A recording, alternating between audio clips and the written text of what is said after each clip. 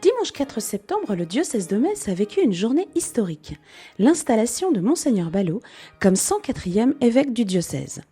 C'est le chapitre de la cathédrale au grand complet qui l'a accueilli au grand portail de la cathédrale Saint-Étienne. En les bénissant, il leur a signifié sa confiance pour veiller sur sa cathédrale et prier pour le diocèse. Il a aussi été accueilli par toutes les composantes de la société civile, étant non seulement l'évêque des catholiques, mais bien plus largement de tous les Mosellans. La célébration a été jalonnée de grands moments forts en émotion, durant lesquels le nouvel évêque a rencontré toutes les composantes de son Église.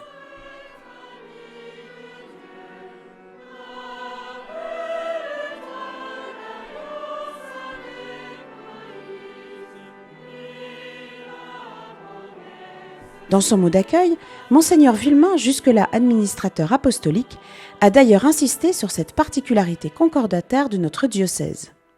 Monseigneur Ballot, cher Philippe, le 23 juillet dernier, nous apprenions ta nomination comme 104e évêque de Metz.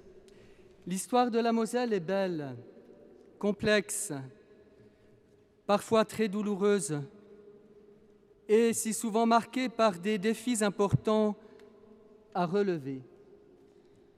Nous faisons généralement remonter l'histoire de l'Église catholique en Moselle à l'évêque Saint-Clément. Philippe, nous nous sommes rendus hier sur la croix Saint-Clément qui domine si bien la ville de Metz et qui est reconnue par la tradition comme le lieu où Saint Clément aurait posé ses genoux en arrivant en terre de Moselle. Tu as pu ainsi prendre un peu de hauteur pour mieux contempler cette nouvelle terre où, à la suite de Saint Clément, tu serviras comme pasteur.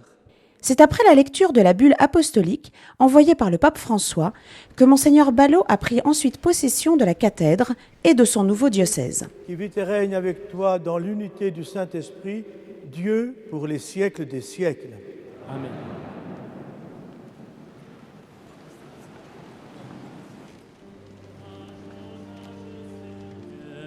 Tu as été notre refuge. D'âge en âge, Seigneur, tu as été notre refuge. Après la lecture des textes de la parole de Dieu, le nouvel évêque a prêché sur la manière dont nous pouvons accueillir la révélation de Dieu dans nos vies. Chers frères et sœurs, chers amis, n'est-ce pas en accueillant cette sagesse de Dieu, folie aux yeux des hommes, que nous comprendrons les intentions de Dieu, sa volonté. C'est un vrai programme de vie, c'est une vraie orientation pastorale. Elle doit conduire sans cesse notre réflexion, guider nos décisions, convertir nos manières de vivre.